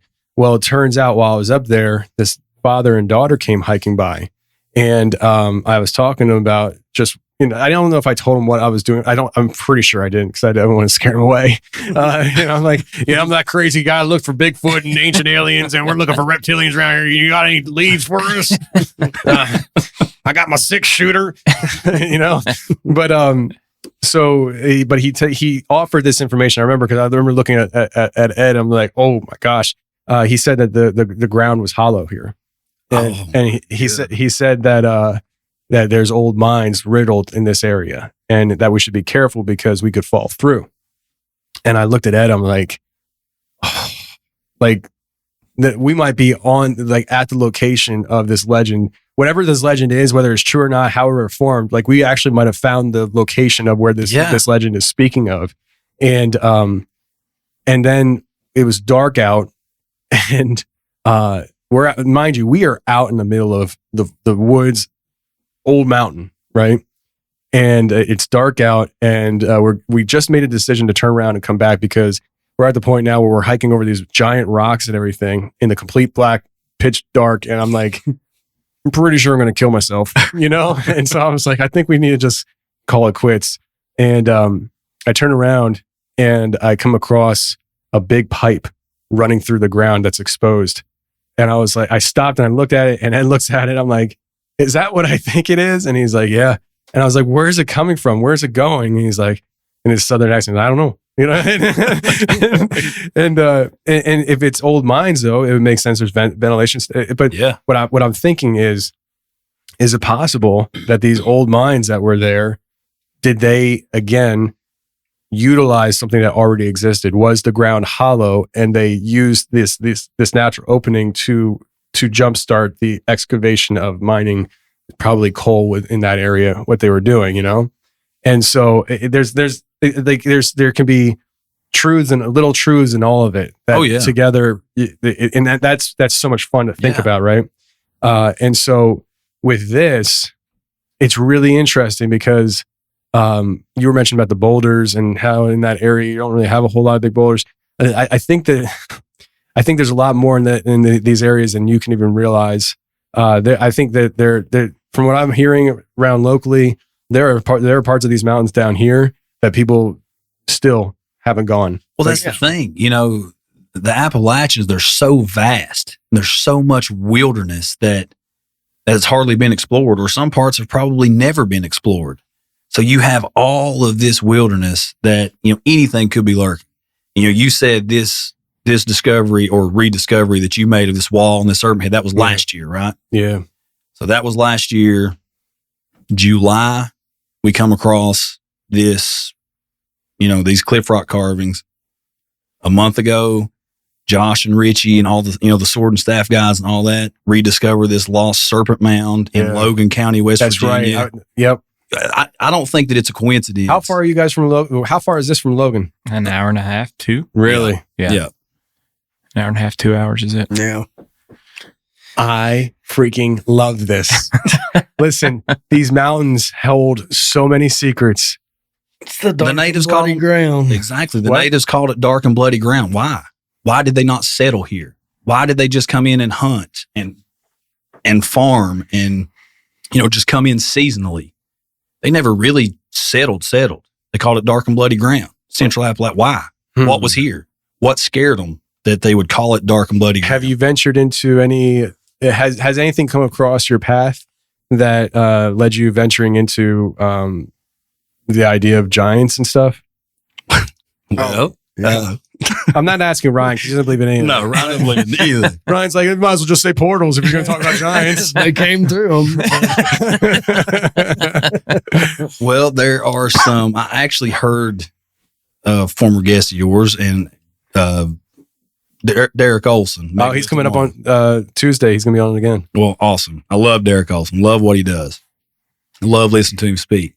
He was talking about the Lovelock Cave giants and Pyramid Lake in, I think, Nevada or Utah, close to there, and the Pyramid Lake petroglyphs.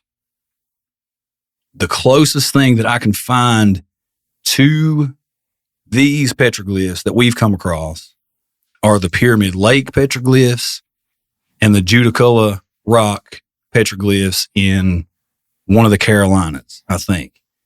Both of those places have folklore of giants. Both places. And they look similar to these? That's the most similar thing that I can find out there as far as like the concentric circles, the lines, whatever you want to call them, that are just kind of weaving around the thing. The closest thing that I can find, and they're still not really close. It's just closer than anything else that I can find. Yeah. And with the exception of the wood booger, which is our version of Bigfoot, we don't really have any giant lore in our history that I have ever read or seen or heard talk about. Well, you do in the Carolinas. It's pretty close. As far as where we're at, Eastern Tennessee, the area, and you've got some mounds, the mounds in Ohio and Adams County. But what we're focusing on, where we're at with this, there's not really anything locally that says there may be not yet giants. It's true. I'll tell you. And it's a great restaurant, Wood Booger, by the way. It's good. Not a sponsor. When you come down, Not a sponsor. Not yet.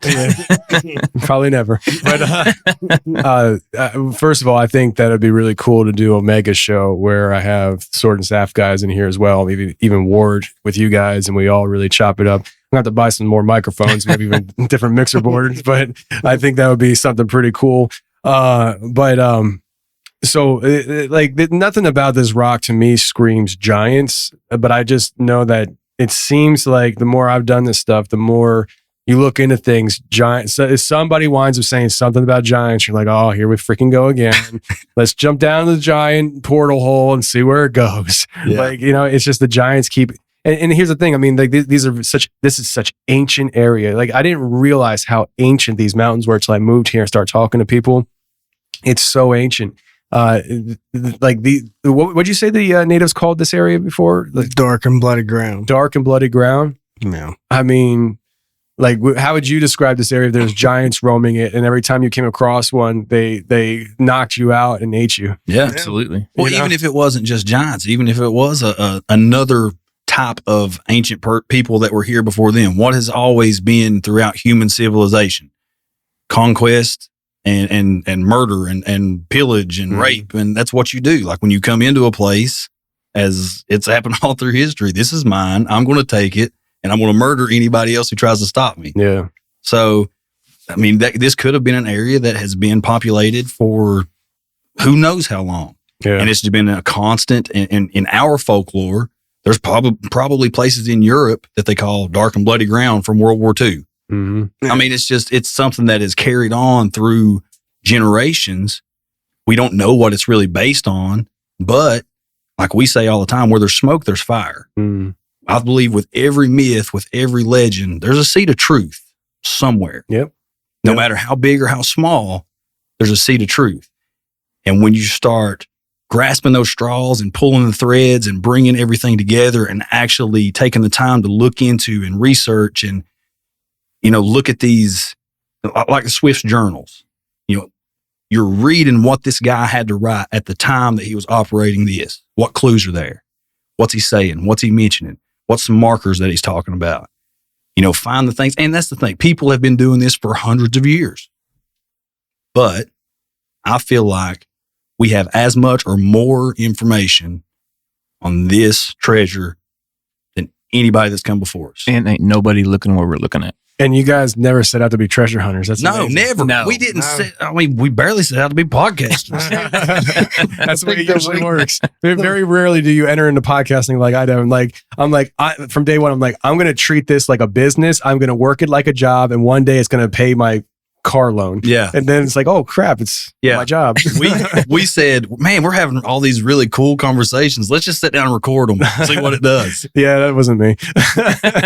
And now we're treasure hunters. Yeah, that's amazing. But, and that's just the thing. There's, talking about the Sword and Staff guys and Ward, all throughout the things that they've been doing, it's ran so parallel with some of the things that we're coming across. Mm-hmm. We actually talked with Josh and Richie a couple weeks ago, and it was amazing. When we sat down, really after the recording was over, we sat down and it was like the same things just kept popping up, like same stories, same things that we were like, okay, look, we've got to sit down and hash some of these things out that had zero to do with what we're working on here.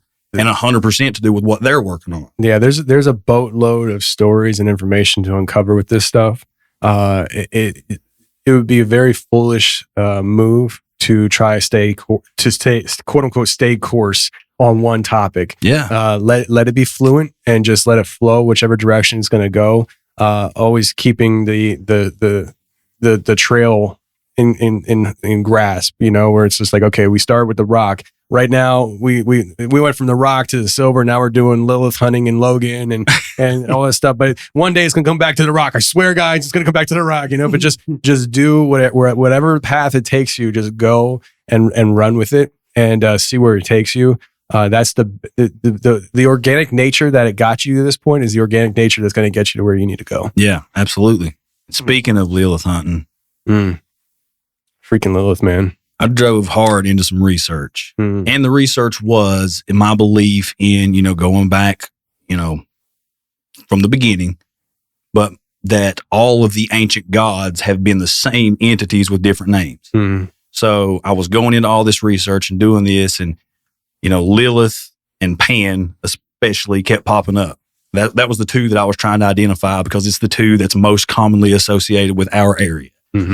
So I'm identifying these. I'm going hard in research for 2 or 3 weeks. And, I was calling these guys and messaging them like, this is what I'm finding, all this different stuff. They've got to reel me back in a little bit.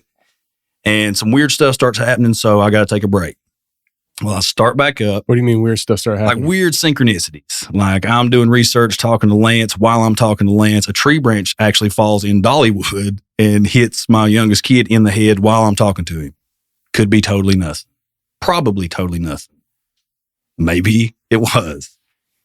So these weird little synchronicities start happening. I take a little break, come back to it, 2 or 3 months later. I'm in the hot tub one night and I told these guys at first, I think I might have dozed off, but I don't know. Anyway, I'm in the hot tub one night and I'm looking toward my outbuilding that's directly from me. And this lady in white, this rugged, ratty looking white dress steps out from behind my outbuilding, makes eye contact with me. And then I'm like, I got to get inside. Like I'm out here half naked in the hot tub in the dark. And she's about to rush you. Yeah. She's getting ready to bull rush me. I don't know what she is, who she Fangs is, what's growing. Yeah. So I jump up. I'm putting the cover back on and I was like, screw this, forget the cover. I'm just getting in. So I throw my Crocs on. I'm getting into the house. I look back over, everything in my head screaming, do not look back. I look back over, nothing there, except there's another building right beside of it. And there was an owl perched on top of it. Really? Looking at me. Wow. Yeah. And the owl stuff, it's been nutso. Like we were talking to Josh and Richie about some of it. Burton Moran from Local Legend. And we were talking to him. And this is where I'll fall to the other side of the line where this is crazy. Like there's no way. Like I don't even like the word synchronicities. I don't. I don't. We've talked about it on the podcast. And it's not because I'm just completely skeptic about it. I just think if you start looking for stuff, you're going to start seeing stuff and you can start correlating anything to anything. So he was bringing this stuff to me and Ryan as well. And I was listening and I guess, I don't know. Maybe we're reaching a little too far. Maybe you're trying to draw too many connections with stuff.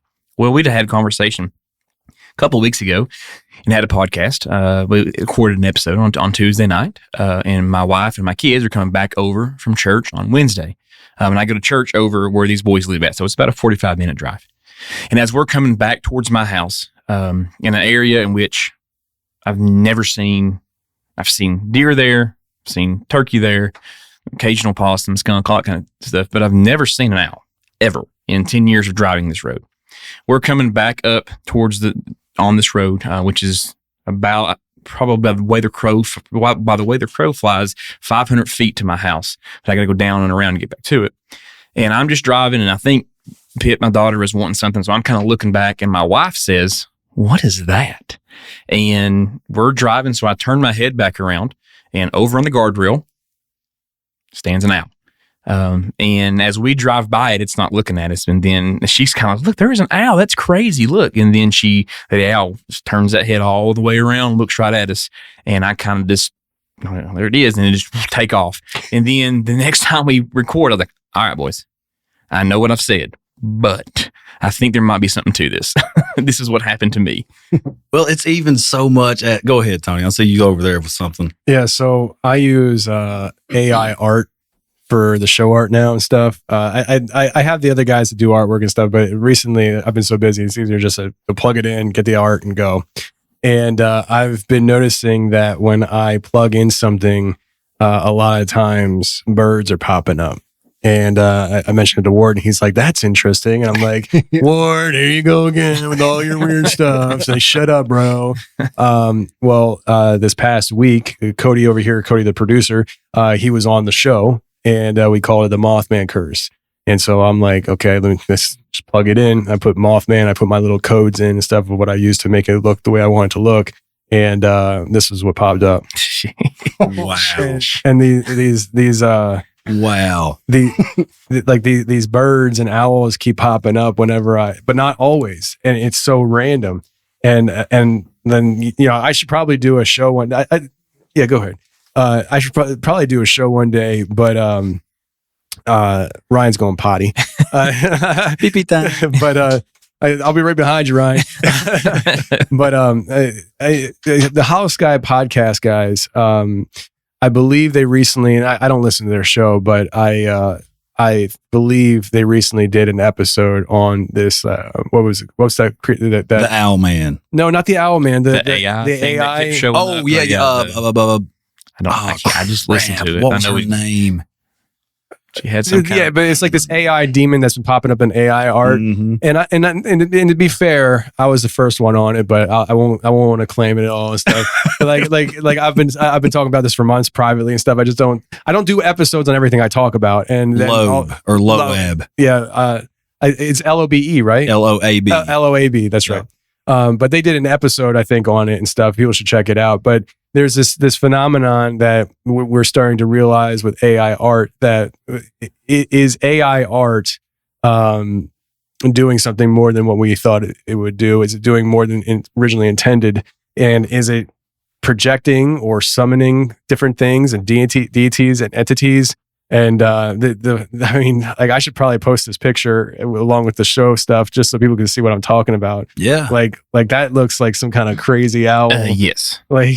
And that just happened on Monday last week. Yeah, that's crazy. So, it's even been little stuff like, where me and Ryan work, we do woodwork. We won't get into all of that stuff. But tell me more about that boring lifestyle. I'm Yeah. kidding. It's not boring. I think it's really There's cool. a lot of trees in the woods. What you guys do with the wood, it's amazing. The guys who Blake and I think that his friend's name is Josh, I forget. But the guys that desk out there was made by guys in Arkansas that brought it up and stuff. I mean, it's amazing what you guys do with the woods. Yeah, it's awesome. We enjoy it. We actually enjoy it. But what we do is we work up boards and logs, and when they come in from a log yard, we have to date them, like give them their location and a number and the date that they were bought and all of these different things. Well, even stuff just as simple as, when me and Ryan work together, I mean, we literally work together. We look at each other like this all day long on each side of a planer. Yeah, I know.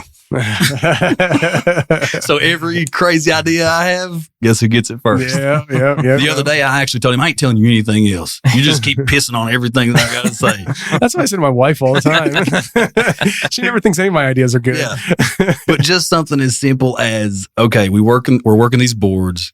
I make a cut. I throw my scrap away. I turn back around, and this board is coming through the planer. Ow. Wow. That's what I thought. That's actually a DW1 board. But that goes along with what Lance is saying. Start looking, you start finding it everywhere. But here's the weird thing. When I looked and saw that, the moment that I did that, our boy Cody over here said, "Ow." Oh, really? And I was listening to your show, Wow. listening to Cody's interview, and the very moment that I saw that and read "ow," Cody said "ow" in my ear holes. That had to freak you out, huh? Yeah, that's what I was like. And you're like, and I'm going there next week. Oh my God. And Ryan said, "It's DW1. It's DW1, stupid." I already see where he's going. I was like, you listen right now. That's DW1. Don't come at me with this. You listen right now. Listen, son. I got 4 or 5 years on you. Let me tell you right now what this is. This is DW1. There ain't no OWL in that. Does not say that. But no, I mean, it's just been weird stuff, man. And it seems like that's the thing. Like the further you dive into this stuff, the more it just starts, it's like we've said it a few times. You gaze into the abyss long enough, eventually the abyss starts gazing back. Yeah. Or it's always been gazing. Or it's always been looking. I think right now it's wrapping its tentacles around us and pulling us in. Yeah. It's interesting. I also have a theory on that. On what? Tentacles? What? Kind of. Cthulhu? Kind of. There's a lot of us operating in this weird realm. Okay.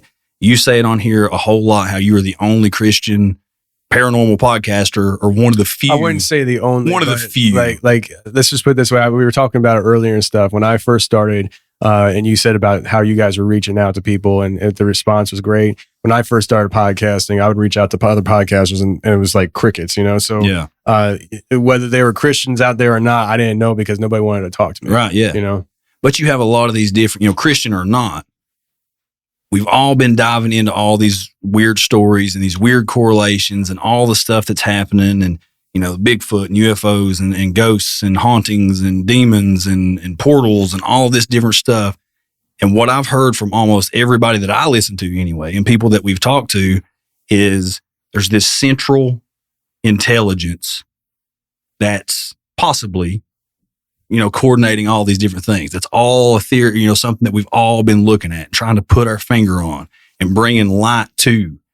If this is some form of old gods that are behind all of these things, and by old gods, I mean, the ancient gods, the fallen angels, all this different stuff.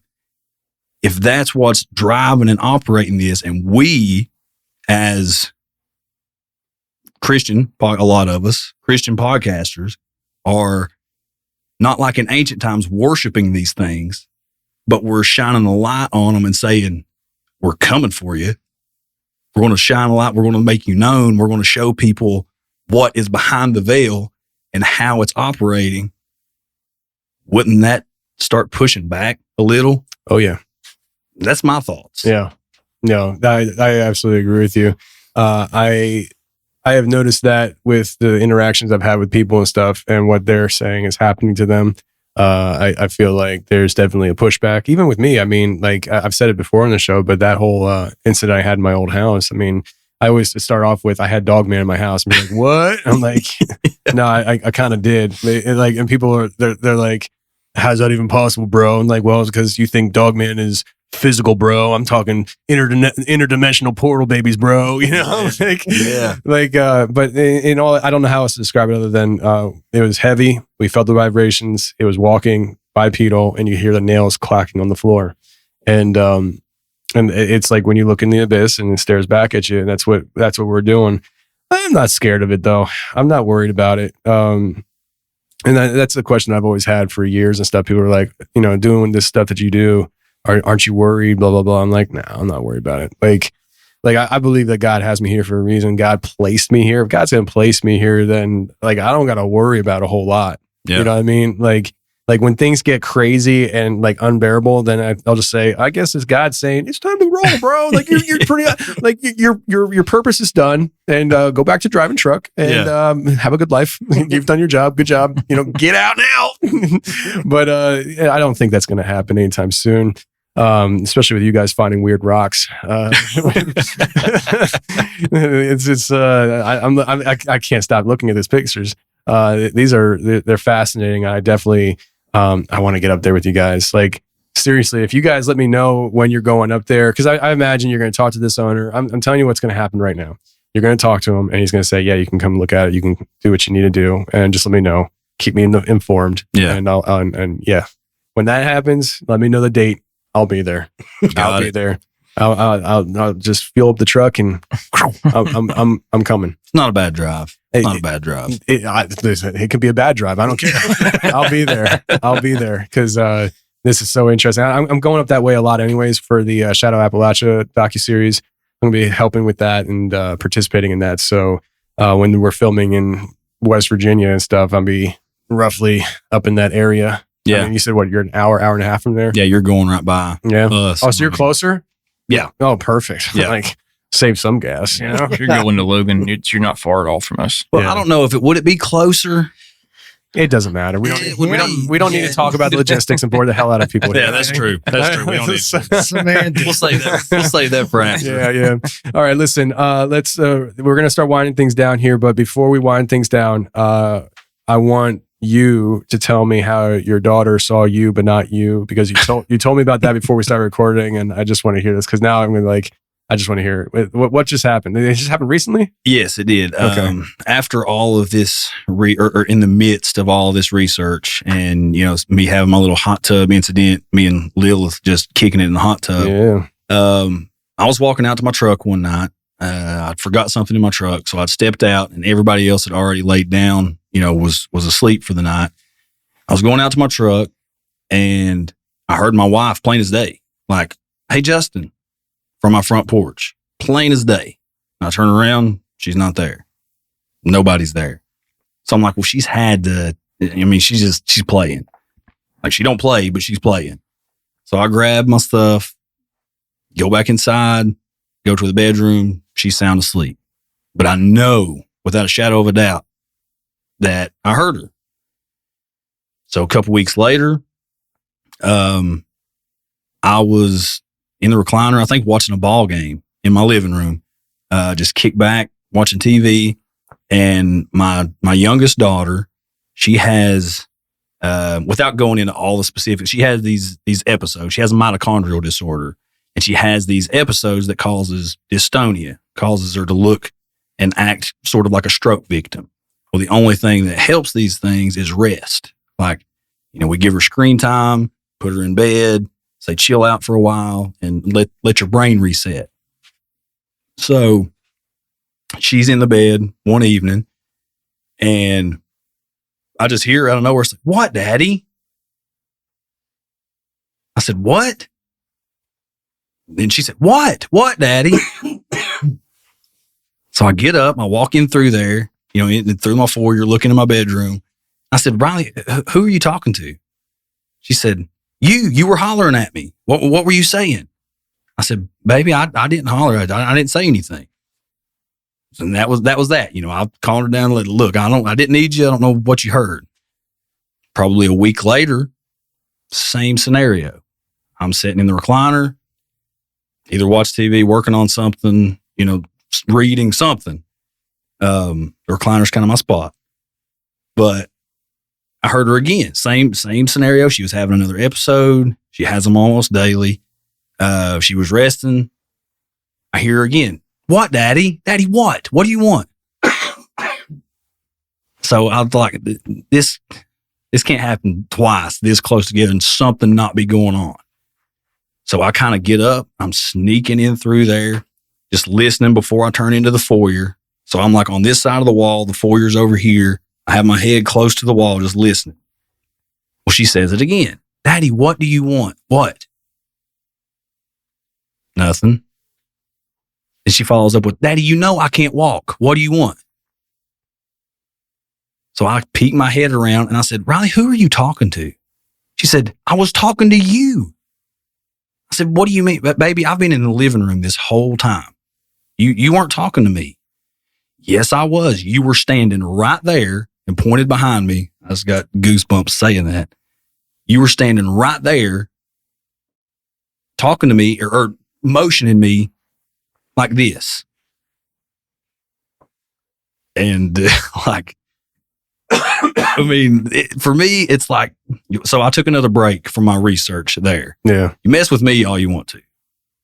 When you start messing with my kids, it's a little different story. I start getting pretty defensive. So, I mean, so I was in prayer and going into the word and just walking around the house, talking to Jesus while I was walking around the house. I mean, it's just, it's weird. Mm-hmm. It's weird. And, it's one of those things like I was talking to Ryan about the other day, this disorder that she has, this scarring that she has on her brain, does it allow something that it's one of those things that you can look at it scientifically or from the paranormal side. Yeah. Like she has scarring on her brain. Would that cause her to see or hear some of these things? Or I know I heard something. Is this just something that's saying, hey, how often does she go to a doctor?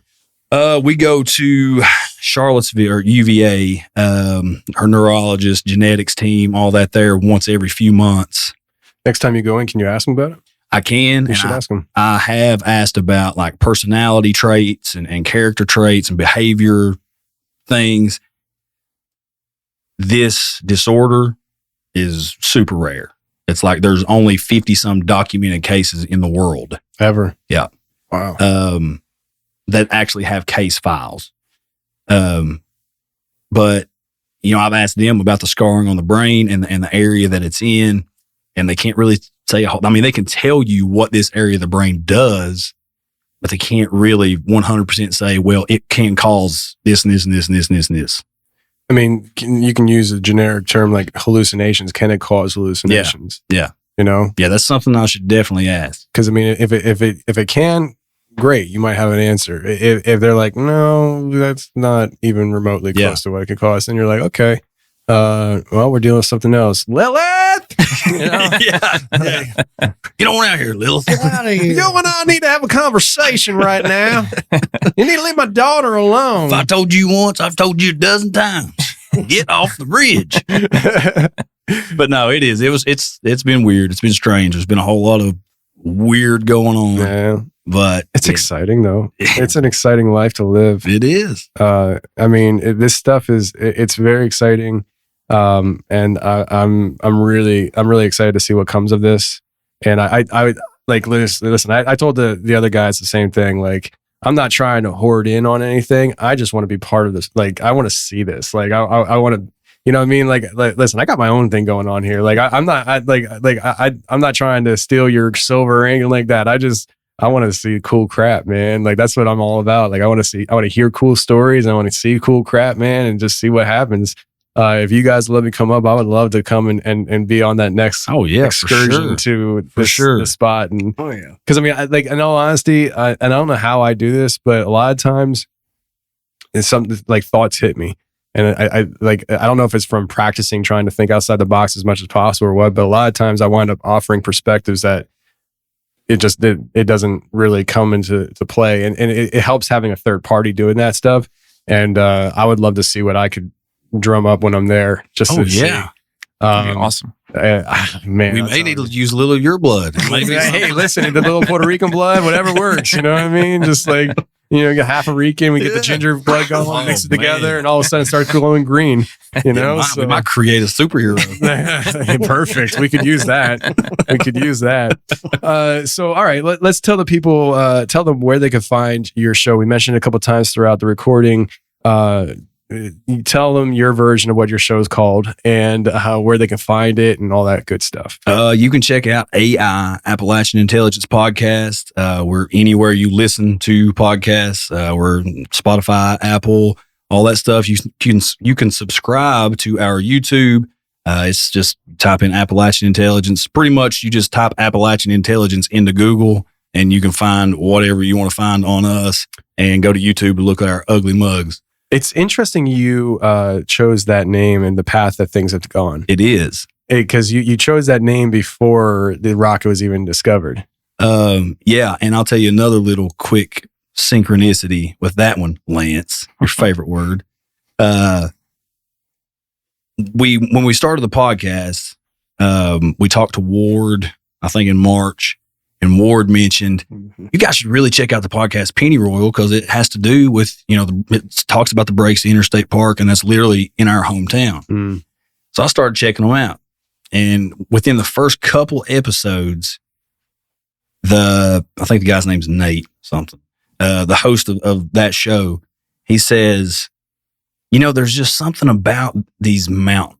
There's some form of intelligence that's operating here in Appalachia. I was like, wait, what? So you talk about me? I am pretty smart. Yeah, this podcast is going to be awesome.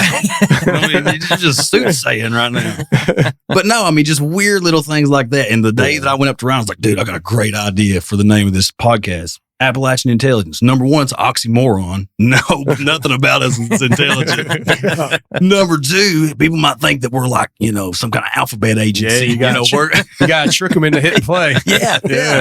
Just, whatever. But the name just kind of was there. Yeah. And then I start hearing all of this stuff talking about Appalachia and hearing this guy talking about there being some form of intelligence operating, from the mountains of Appalachia. And I don't know. It's been a whole lot.